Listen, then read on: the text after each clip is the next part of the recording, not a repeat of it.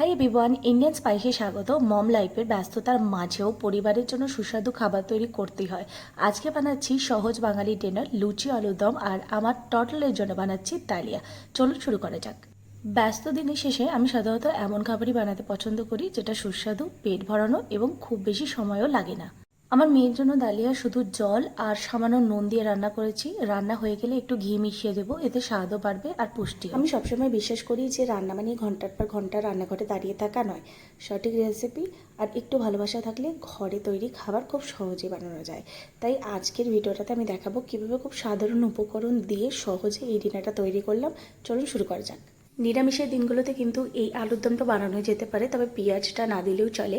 আজকে আমি পেঁয়াজ দিয়েই বানাবো যাতে গ্রেভিটা আর একটু ঠিক হয়। সব কিছু এখানে প্রিপারেশন করে নিচ্ছি। টমেটো কুচিয়ে নিয়েছি, আদা রসুন ছাড়িয়ে নেব। আমাদের বাড়িতে কিন্তু আদা আর রসুনটাকে দুটোই নিরামিষ হিসেবে ধরা হয়।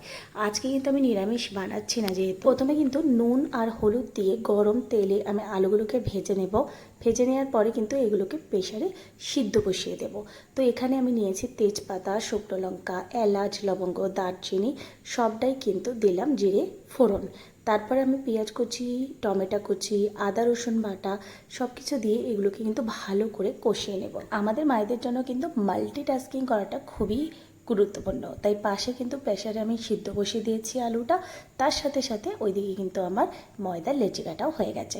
এবারে দিচ্ছি ধনে গুঁড়ো, লঙ্কা গুঁড়ো। পরিমাণগুলো জিজ্ঞাসা করো না, আমি সত্যি আন্দাজেই সব কিছু দিয়ে থাকি।